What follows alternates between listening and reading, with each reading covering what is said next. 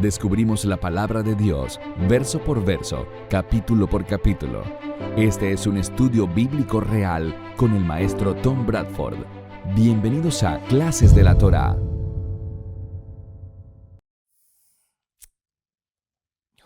¿Quién no quiere saber el futuro?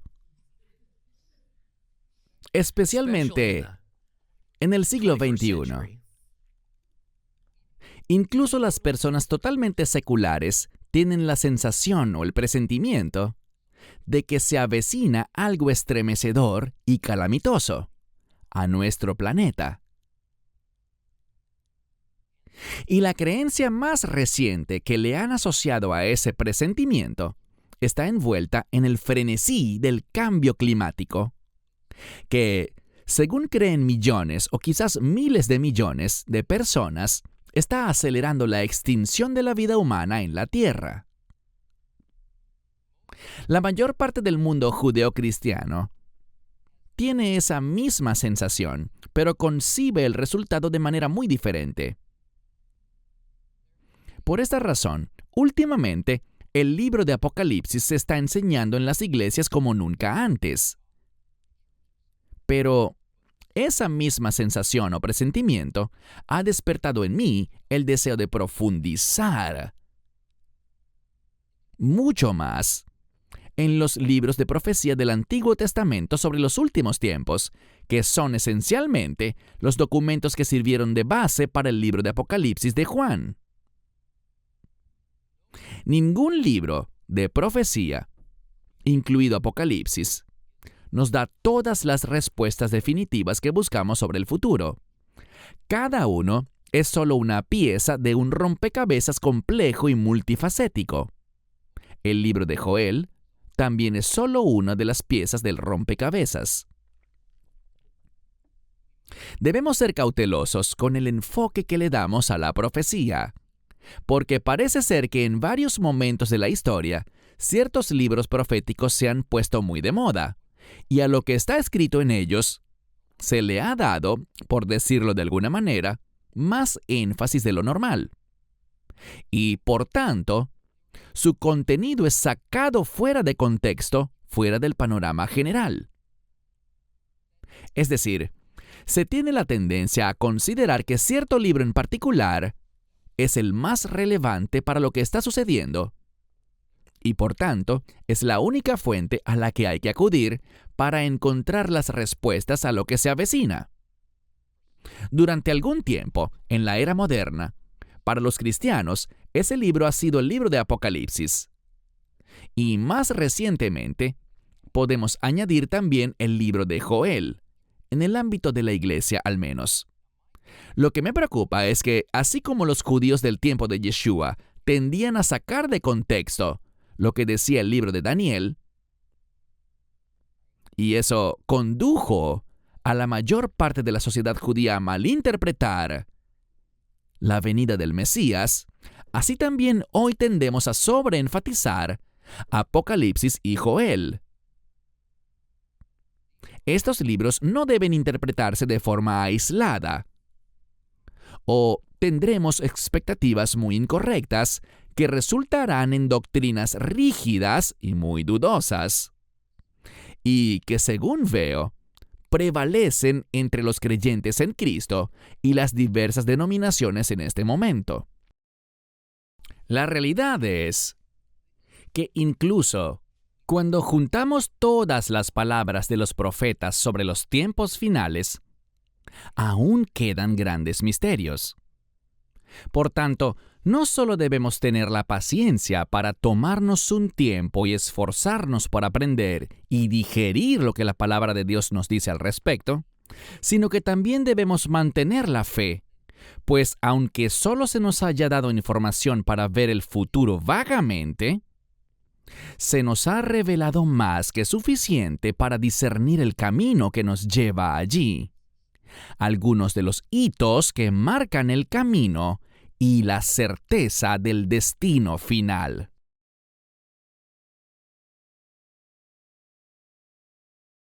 Uno de los elementos más ciertos de ese destino final es el regreso de nuestro Señor Yeshua a la tierra, para librar al mundo de los poderes malvados, expulsar a Satanás como el poder que gobierna el mundo y establecer el reino del Padre en justicia y a plenitud. Pero incluso este resultado en sí mismo se compone de una serie de eventos conectados orgánicamente en lugar de un solo gran espectáculo.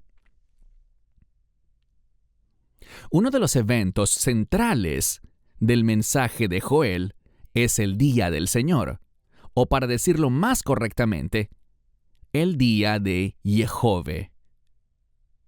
Y quizás lo más importante que podemos aprender de lo que Joel nos dice es que ha habido más de uno. Este es un principio crucial y fundamental sobre la profecía de los tiempos finales que debemos tener muy presente en nuestras mentes y a través del cual debemos interpretar todo lo que aprendemos al respecto. En el primer capítulo del libro de Joel y hasta la mitad del capítulo 2, verso 17, aprendemos sobre un evento del día de Jehove, cuando Israel, o mejor dicho, Judá, es invadido y vencido por un ejército.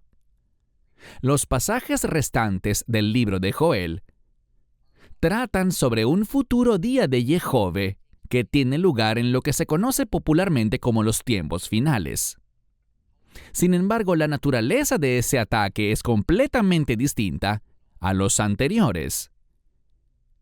Este no va dirigido a Israel, sino a todas las naciones y poderes malvados del mundo. En este ataque, esas naciones y poderes malvados serán derrotados y reemplazados por la justicia de Dios. En Joel capítulo 2, verso 11, se nos da a conocer al menos parcialmente la identidad y la intención de las fuerzas enemigas que vienen contra Israel, por lo que esto ciertamente no se refiere a los tiempos finales. Y este evento es comparado con una invasión anterior de langostas. El evento del versículo 11 habla de un ejército extranjero cuyo líder, irónicamente, es el propio Dios de Israel, Jehove. Y ese ejército enemigo está cumpliendo las órdenes del Dios de Israel, aunque el pueblo de Judá no lo sepa. Ellos son el medio por el cual Jehove castiga a Israel por su prolongada rebelión contra él, pero no se indica el nombre de la nación que está enviando ese ejército. Judá todavía está sufriendo los efectos devastadores de la invasión de langostas que Joel menciona al inicio de su libro, y ahora se entera de que el temido día de Jehove, el día del Señor, es inminente. Y son ellos los que lo padecerán. El resultado de la ira de Dios sobre Judá es tan inimaginable por su escala e intensidad que el texto plantea la pregunta retórica: ¿quién puede soportarlo? En los relatos proféticos, como el de Joel, y en la retrospectiva de la historia registrada, la pregunta que siempre surge es: ¿a cuál de los ataques contra Judá e Israel se refiere esto? Si es que hay alguno. Y si no está hablando de ninguno de los ataques que conocemos, ¿a qué evento en la historia o en el futuro podría estar apuntando esto? Les he comentado en lecciones anteriores de Joel que cuando leemos a los profetas como Joel, puede ser difícil desenmarañar a qué eventos y qué períodos de la historia se está haciendo referencia. Y esto se debe a que la profecía bíblica a menudo abarca más que un único evento de cumplimiento, más de uno, y es posible, como suele ser el caso, que una misma profecía abarque múltiples eventos de cumplimiento que ocurren en diferentes épocas de la historia bajo diferentes circunstancias. Y sin embargo, Estos múltiples eventos de cumplimiento están tan entretejidos en la narrativa profética que solo en retrospectiva, solo con un conocimiento suficiente de la historia de Israel, podemos tener una mejor idea de qué evento de cumplimiento o serie de cumplimientos se está hablando. No hay un mejor pasaje para ilustrar este enigma que Joel, capítulo 2, versos 10 y 11. Entonces, volvamos a leer una parte del capítulo 2 de Joel para dar un contexto a la lección de hoy. Abran sus Biblias en Joel, capítulo 2. Leeremos los versos 10 y 11.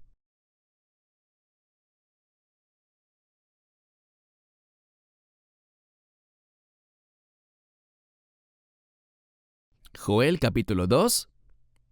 Bueno, mejor leamos desde el verso 10 hasta el final del capítulo 2. A su paso, la tierra tiembla, y el cielo se estremece, el sol y la luna se oscurecen, y las estrellas dejan de brillar. Adonai da órdenes a sus tropas, su ejército es inmenso, poderoso, y hace lo que él dice. Porque grande es el día de Adonai, temible, aterrador. ¿Quién puede soportarlo? Pero incluso ahora, dice Adonai, vuélvanse a mí con todo su corazón, con ayuno, llanto y lamento. Rasguen su corazón, no sus vestiduras, y vuélvanse a Adonai su Dios, porque Él es misericordioso y compasivo, lento para la ira, rico en gracia y dispuesto a cambiar de parecer acerca del desastre. ¿Quién sabe? Él puede cambiar de parecer y dejar detrás de sí una bendición suficiente para ofrendas de grano y libaciones para presentar a Adonai su Dios. Toquen el shofar en Zion, proclamen un ayuno sagrado, convoquen una asamblea solemne, reúnan al pueblo, consagren la congregación, reúnan a los líderes, congreguen a los niños, incluso a los bebés que maman, que el novio abandone su habitación y la novia la cámara nupcial, que los kohanim, los sacerdotes, que sirven a Adonai, lloren entre el vestíbulo y el altar, que digan: perdona a tu pueblo, Adonai. No expongas tu heredad al escarnio o a la burla entre los goyim, las naciones gentiles. ¿Por qué han de decir los pueblos: ¿dónde está su Dios? Entonces Adonai se llenará de celo por su tierra y tendrá compasión de su pueblo. Así responderá Adonai a su pueblo: les enviaré grano, vino y aceite de oliva, lo suficiente para satisfacerlos, y ya no los haré objeto de escarnio entre las naciones. No, alejaré al del norte muy lejos de ustedes, y lo echaré a una tierra que es desolada y estéril, con su vanguardia hacia el mar oriental y su retaguardia hacia el mar occidental. Su hedor y su podredumbre ascenderán, porque ha hecho terribles cosas. No temas, oh tierra, alégrate, regocíjate, porque Adonai ha hecho grandes cosas. No teman, bestias del campo, porque los pastos del desierto han reverdecido, los árboles han dado su fruto, la higuera y la vid han producido en abundancia. Alégrate, pueblo de Sión, regocíjense en Adonai su Dios, porque Él les ha dado la cantidad adecuada de lluvia en el otoño. Hace que la lluvia caiga para ustedes, las lluvias de otoño y primavera. Esto es lo que hace primero. Y las eras se llenarán de grano, y los lagares rebosarán de vino y aceite de oliva. Les restauraré los años que comió la langosta, la oruga, el pulgón y el revoltón, mi gran ejército que envié contra ustedes. Comerán hasta saciarse y alabarán el nombre de Adonai su Dios, quien ha hecho maravillas con ustedes. Entonces mi pueblo nunca más será avergonzado, y conocerán que estoy con Israel, y que soy Adonai su Dios, y que no hay otro. Entonces mi pueblo nunca más será avergonzado.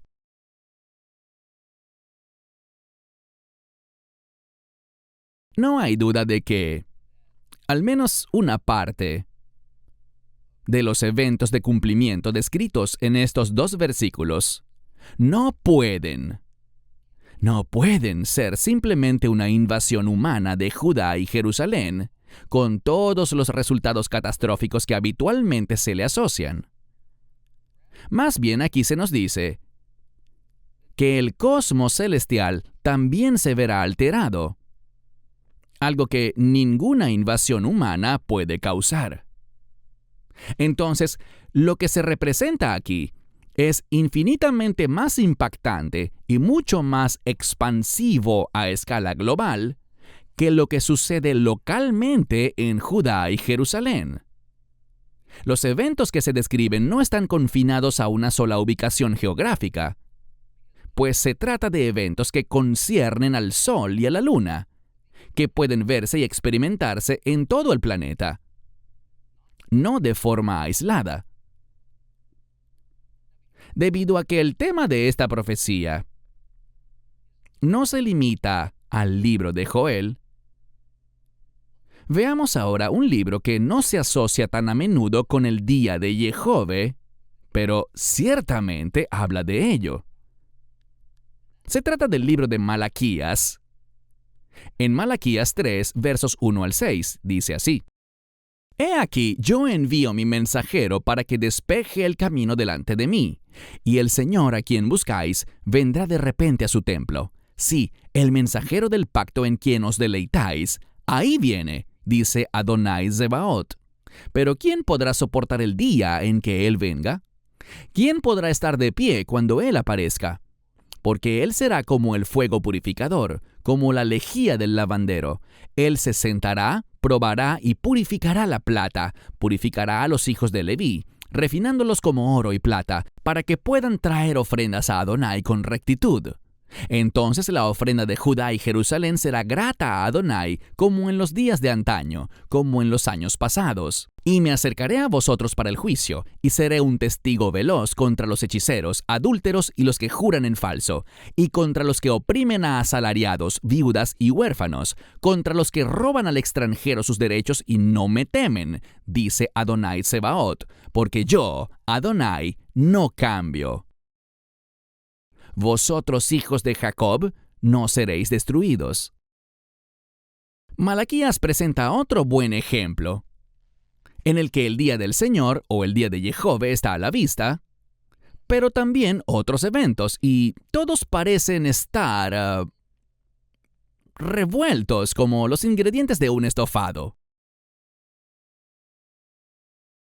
El día que nadie podrá soportar, que se menciona aquí en Malaquías, se relaciona directamente con el día que Joel dice que nadie podrá soportar. Aún así, claramente las primeras palabras del mensaje de Malaquías tienen que ver con algo que ocurre antes: la llegada de Juan el Bautista, y luego el Mesías Yeshua, ¿recuerdan?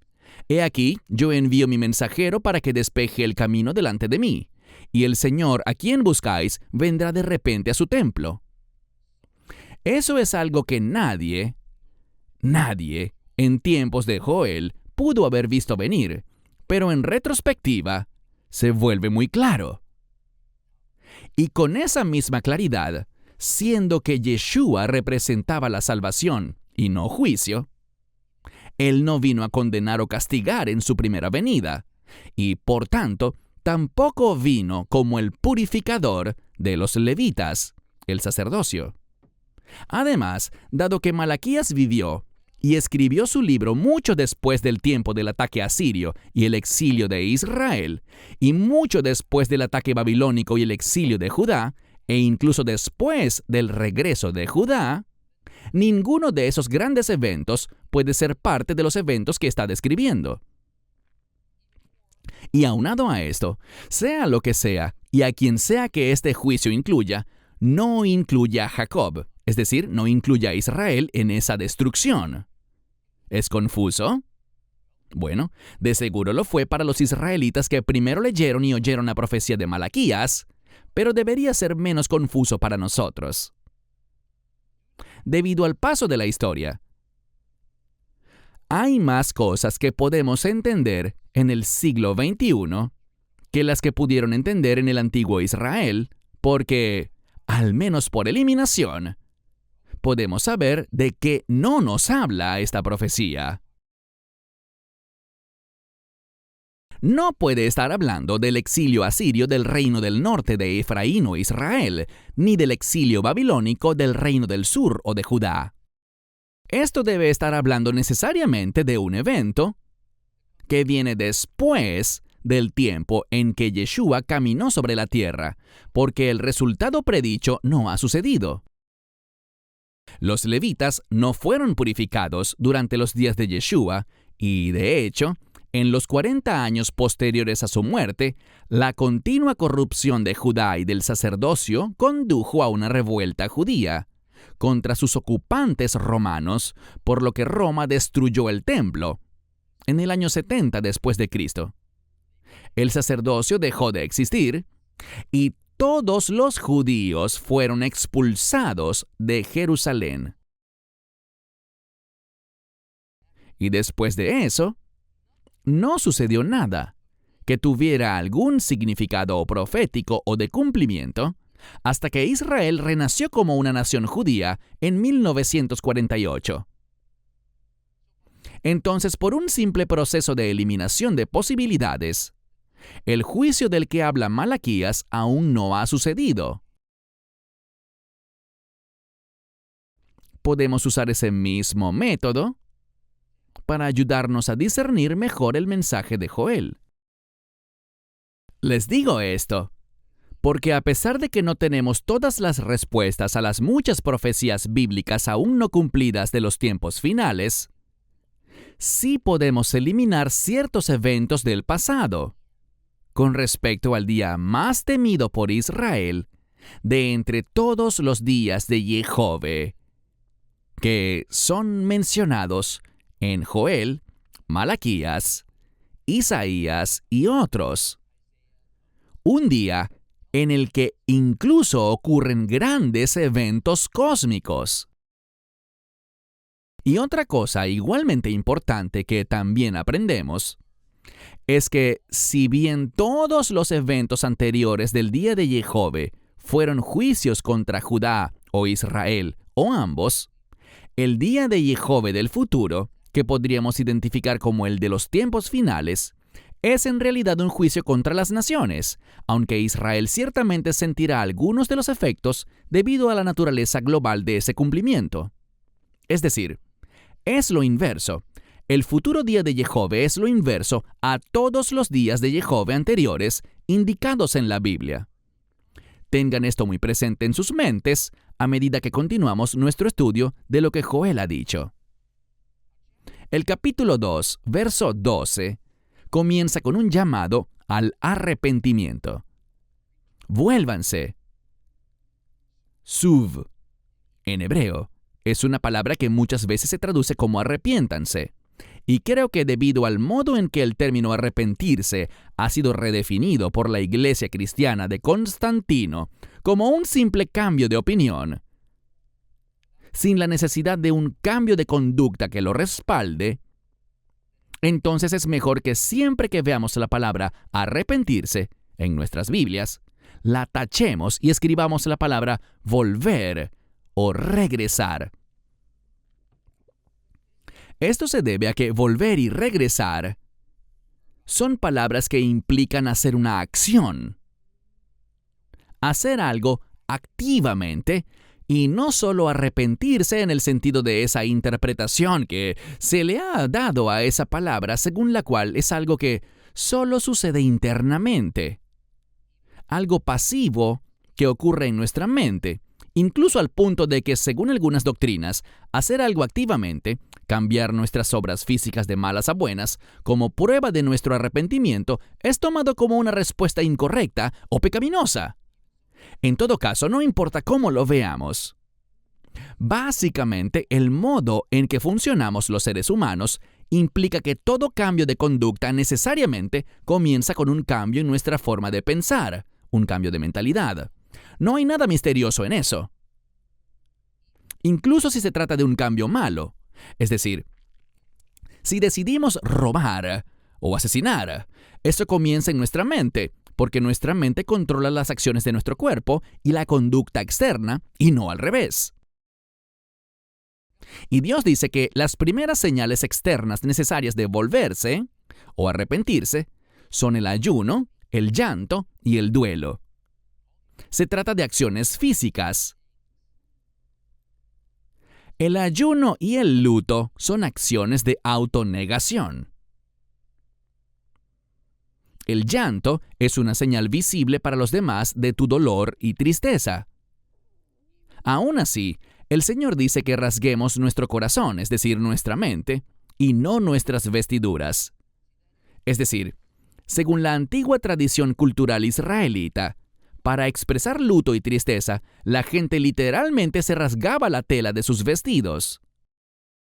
Como quizás ya nos hemos dado cuenta, los comportamientos culturales pueden volverse automáticos y no intencionales, y lo que supuestamente debían indicar a un nivel más profundo, se pierde en el acto mecánico de hacerlo. Siempre me quedo asombrado en mis visitas a Israel al ver a judíos seculares que ni siquiera creen en Dios, celebrando el Shabbat y las fiestas bíblicas, usando muchos de los mismos rituales religiosos que los judíos religiosamente observantes. Es igual a lo que pasa con los agnósticos que participan en las celebraciones de Navidad. Porque al final, lo que hacen no es un acto derivado de ningún tipo de convicción religiosa, sino solo algo que hacen las personas de nuestra cultura.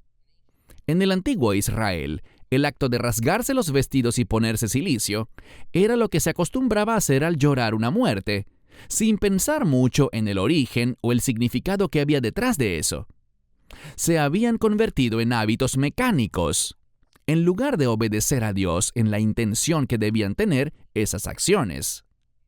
Por tanto, Dios dice que, en lugar de que los judíos se enfocaran en rasgar la tela de sus vestiduras, debían rasgar la tela de sus corazones, de sus mentes. Esto no significaba que no se rasgaran los vestidos.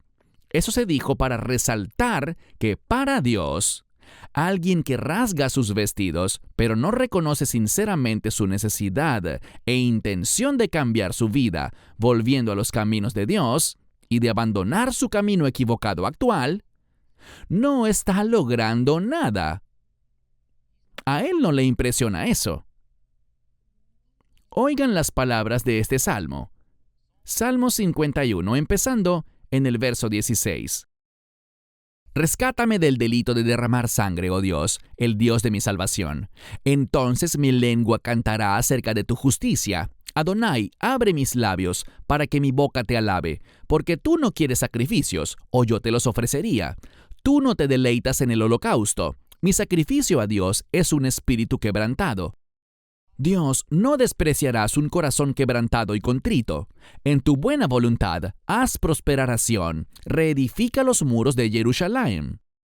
Entonces te deleitarás en sacrificios de justicia, en el holocausto u ofrenda del todo quemada. Entonces ofrecerán novillos sobre tu altar. ¿Ven cómo funciona?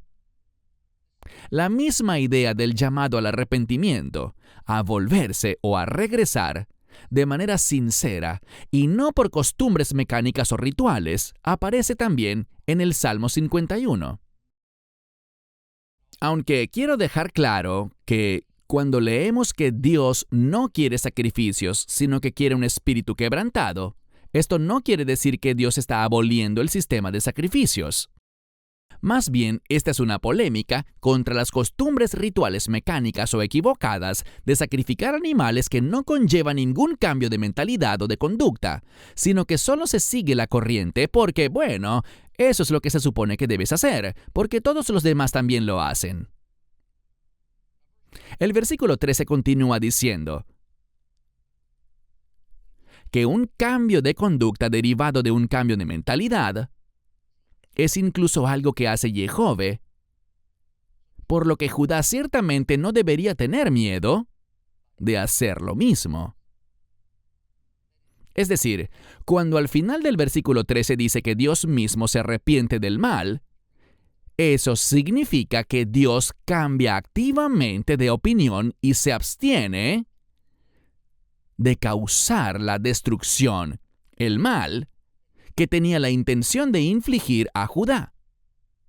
Entonces, del mismo modo, Dios busca una reorientación total en la mente y la conducta de los judíos, de lo malo a lo justo, hacia Él. Los rituales de duelo y lamentación son fáciles de hacer. Hasta los niños pequeños podían hacerlos. Pero un remordimiento profundamente arraigado, al reconocer la injusticia de nuestro pecado, es un requisito para el que quiera tener alguna esperanza de que sus pecados sean perdonados. Aún así, esto debe hacerse con el entendimiento de que ese remordimiento no es una garantía de perdón. Dios determinará caso por caso si va a mostrar o no misericordia. Y la realidad es que pasar de nuestros malos caminos a los caminos de Dios es mucho más difícil que hacer simples rituales u ofrecer oraciones y promesas en un momento de desesperación. Y ahora me dirijo a todos nosotros, y especialmente a nuestros amigos cristianos, que aún no han descubierto la relevancia y la autoridad perdurables de toda la Biblia, y no solo del Nuevo Testamento. Alejarse de doctrinas y tradiciones arraigadas y cómodas que en realidad son bíblicamente incorrectas, y adoptar en su lugar las conductas e instrucciones bíblicas que son correctas. También es mucho más difícil de hacer que simplemente reconocer que nuestra conducta actual tal vez es incorrecta o hablar de ello en privado. Por ejemplo, dejar de lado las observancias de la Pascua y la Navidad hechas por el hombre y las doctrinas de abolición del Shabbat o el Shabbat dominical es mucho más difícil de hacer, ¿cierto? Fue muy difícil para mí. Porque, ¿sabes qué? Seguramente perderás amigos. Eso es seguro. Puedes tener la seguridad de que te pondrán en ridículo y te llamarán judaizante o hereje. O puede que te digan, ahora estás bajo la ley, y que la mayoría te denuncie. Alexander Solzhenitsyn dijo una vez, el simple paso de una persona valiente es no participar en la mentira.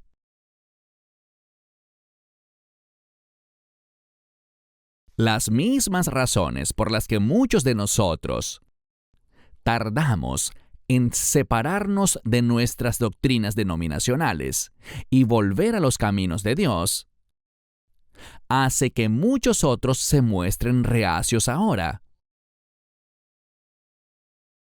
Se necesita coraje y estar conscientes del costo para dar un paso tan audaz y pasar de las tradiciones erróneas y socialmente aceptadas a los mandamientos bíblicos. No crean que fue diferente para esos antiguos israelitas que Dios, a través de sus profetas, estaba amonestando y alentando para que dejaran atrás esas falsas tradiciones y doctrinas hechas por el hombre, y en cambio regresaran a Él. El hacerlo tendría un alto costo social y quizás hasta un costo económico.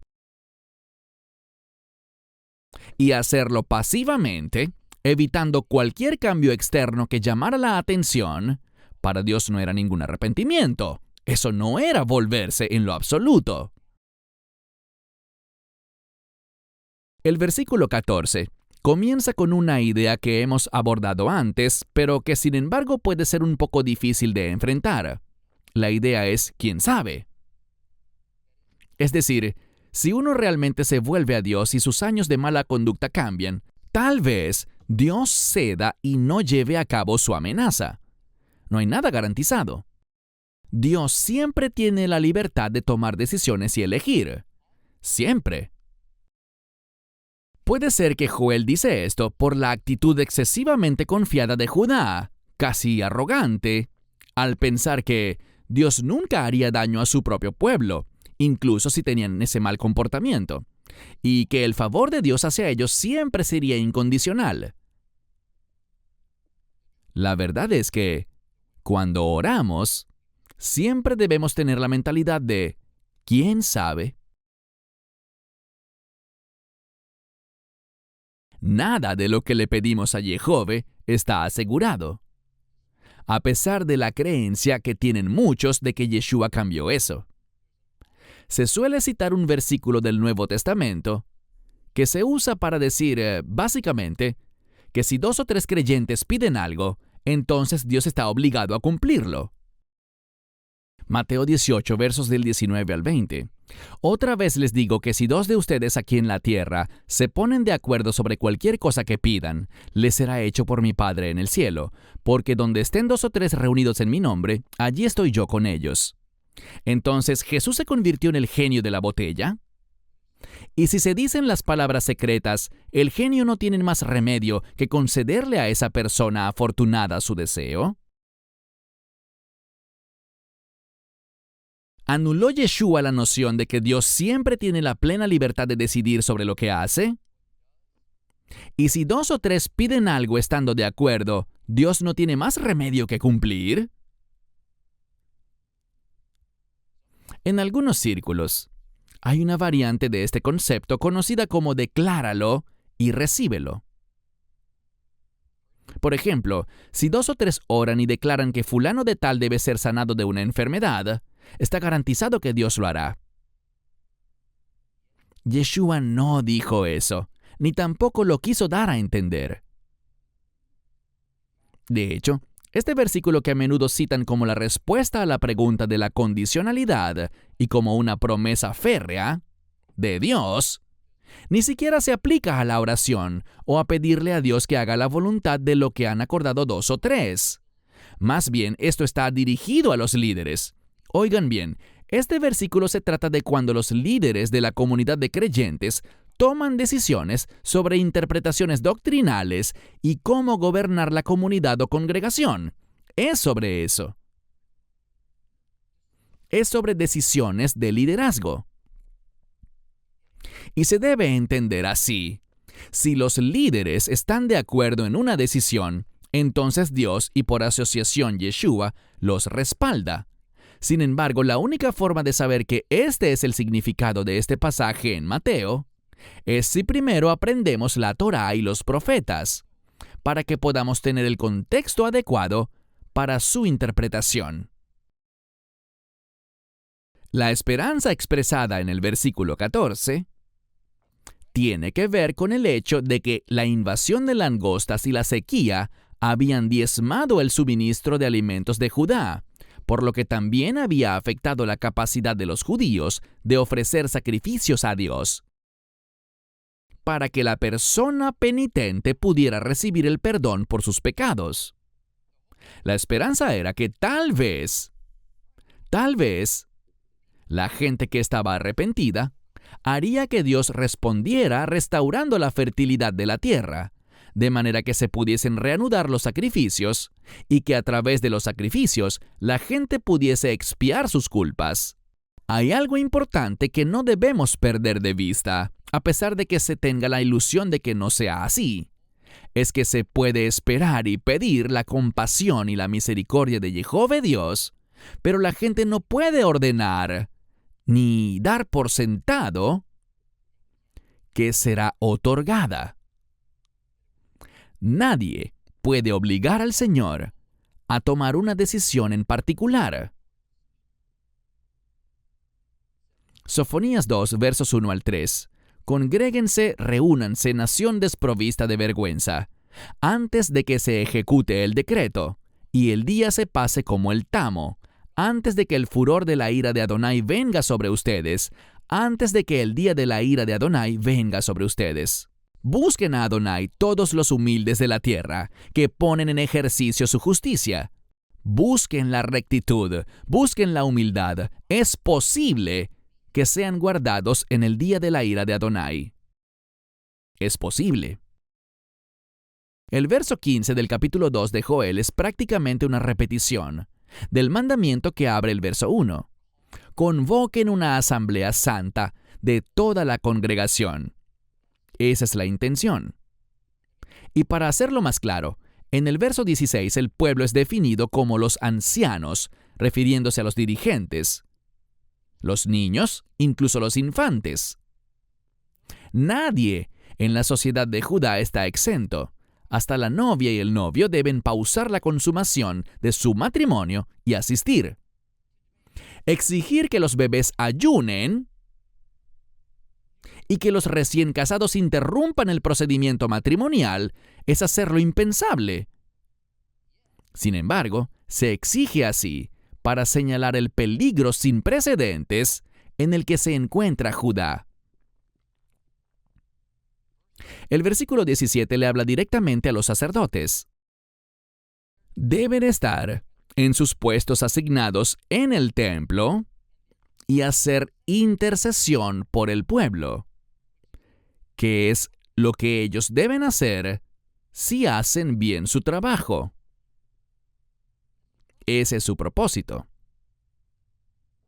Entre el vestíbulo y el altar significa entre la entrada en la cámara frontal del santuario y el altar que se ubica al frente del templo. Se les dice que aboguen por el pueblo de Judá con lágrimas para que Dios no abandone a su pueblo, ni permita que las naciones gentiles los venzan, porque las naciones podrían pensar que Jehová su Dios no puede proteger a su pueblo contra la invasión.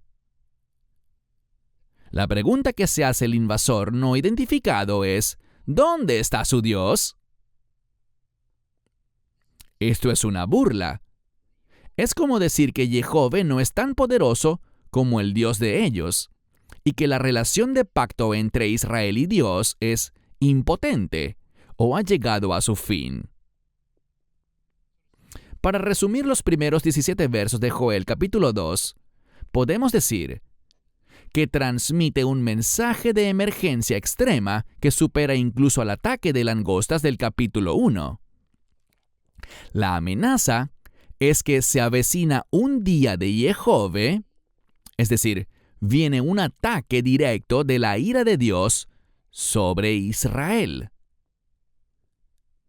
Por tanto, Israel tiene que hacer mucho más que expresiones externas de rituales de lamentación y de tristeza, si esperan que Jehová evite este ataque. Más bien deben cambiar su comportamiento de manera completa y sin reservas, y eso comienza con un cambio total de mentalidad. Y eso se hace a través de un regreso completo a los caminos de Jehová. Volverse a Dios o a los caminos de Jehová siempre significa una sola cosa en la Biblia, solo una cosa: volver a la Torá y la ley de Moisés. Eso es lo que significa, pues la Torá es la expresión escrita de la voluntad y los caminos de Dios. El Shaddai, el Dios del monte Sinaí, que apareció en nubes oscuras, truenos y con una voz aterradora, fuerte como una trompeta en el monte Sinaí, vendrá. Pero no para defender a Judá, sino para diezmarlos. ¿Quién no ha visto una ilustración de Cristo montado en un caballo blanco, al frente de un ejército innumerable de santos, espada de doble filo en mano, regresando para castigar a las naciones con la venganza de su padre? Eso es lo que Judá esperaba de Dios en relación con los enemigos de Judá. Lo que no esperaban era que ellos, Judá, el pueblo elegido de Dios, fueran el blanco de la ira de Dios. Creyentes de toda clase, sin importar cómo se llamen, cristianos, mesiánicos, raíces hebreas o algún otro nombre o rama denominacional, quiero pedirles que presten atención a esto. El mensaje del día de Jehová es para un pueblo que se siente seguro de ser el pueblo de Dios. Y como tal, generalmente se ven a sí mismos como inmunes a los efectos del día de Jehová o a los eventos siniestros que lo preceden. Pero al creer y defender doctrinas y tradiciones hechas por el hombre, que en realidad anulan y reemplazan las sagradas escrituras de Dios, se han puesto fuera de la protección y la bendición de Dios. Es el mismo patrón y el mismo engaño bajo el cual Israel y Judá actuaron, tal cual. Y leemos que los profetas les advertían sobre ese engaño.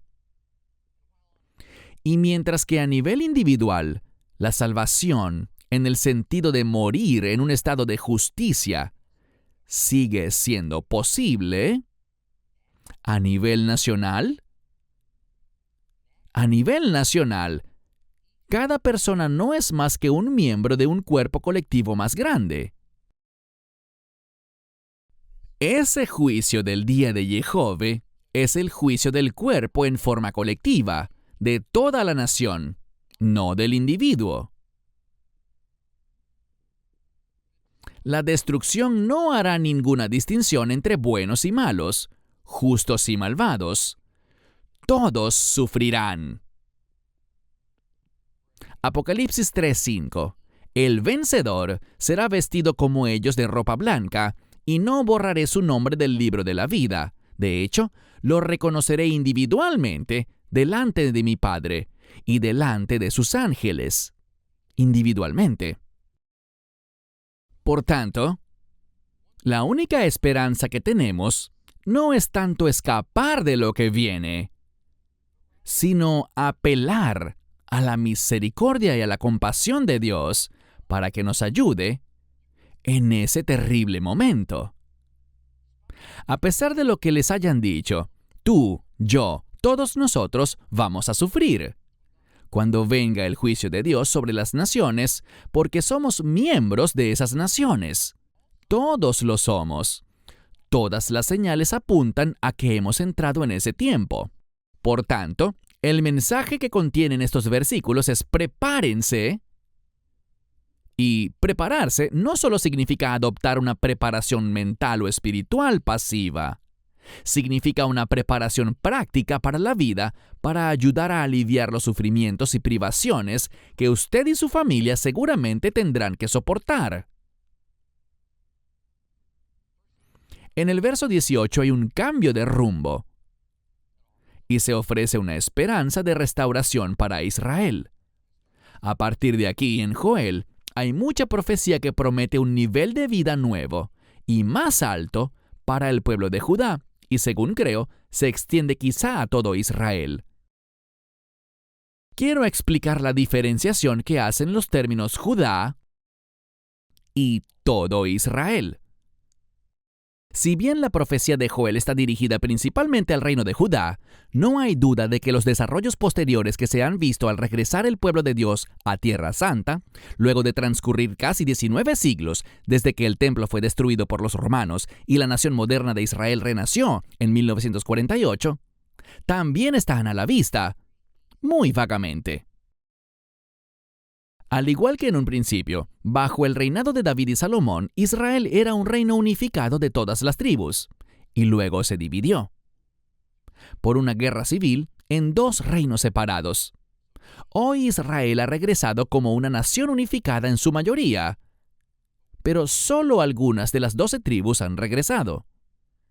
Todo Israel aún no ha vuelto a casa. Es un proceso largo. Entonces, en las profecías bíblicas, aunque Jerusalén se ubicaba hace mucho tiempo en el reino de Judá, y luego por la ocupación romana, Judá pasó a llamarse Judea, hoy en día ese mismo lugar nuevamente se conoce como Israel. Y así debe permanecer, para nunca volver a dividirse. No importa cuánto luchen las naciones del mundo para hacer eso, en nombre de la paz y equidad para los palestinos. La primera palabra del verso 18 es entonces, y significa algo que pasa después de lo que vino antes de ese versículo. Está redactado de una manera que parece indicar que en respuesta a las oraciones lideradas por los sacerdotes, lo que ahora leemos es la respuesta de Dios a eso. Cuando leemos las palabras Jehove se llenará de celo por su tierra, esto tiene el significado de una celosa intercesión de Dios por el bien de su pueblo y su relación con la Tierra Santa. Parece que por la nueva orientación de las personas hacia la determinación de obedecer a Dios y seguir sus mandamientos, lo que significa intrínsecamente abandonar las prácticas de adoración paganizadas y tradiciones hechas por el hombre que antes consideraban como verdaderas, el celo de Dios ha sido redirigido de la ira sobre Judá a la ira sobre las naciones. Pero incluso entonces, tenemos que ser conscientes de que el cumplimiento de estas profecías ocurrirá en un plazo más cercano, así como en un plazo posterior, con diferentes propósitos y resultados en mente. No será hasta el cumplimiento posterior, en los tiempos finales, que la ira de Dios cambiará de Israel a las naciones. Entonces, de aquí en adelante, desde el versículo 18, el libro de Joel trata sobre los beneficios para el pueblo de Israel, la restauración de las bendiciones. Y a decir verdad, es notable que incluso en la Torá encontramos una profecía sobre este tiempo en el que Israel es enviado al exilio, que dice cuál es la actitud de Dios respecto a su pueblo y lo que Él hará por compasión hacia ellos.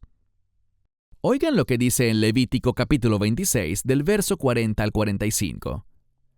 Y confesarán sus fechorías y las de sus antepasados que cometieron contra mí en su rebelión. Admitirán que anduvieron contra mí. En aquel tiempo, iré contra ellos, llevándolos a las tierras de sus enemigos. Pero si sus corazones incircuncisos se humillan y reconocen el pago por sus fechorías, entonces, el principio condicional, entonces me acordaré de mi pacto con Jacob, con Israel, también de mi pacto con Isaac y de mi pacto con Abraham, y me acordaré de la tierra. Porque la tierra ya será abandonada sin ellos, y reposará sus shabbats mientras yace desolada sin ellos, y se someterán al castigo de sus fechorías, porque rechazaron mis ordenanzas y aborrecieron mis estatutos. Y a pesar de todo eso, no los rechazaré.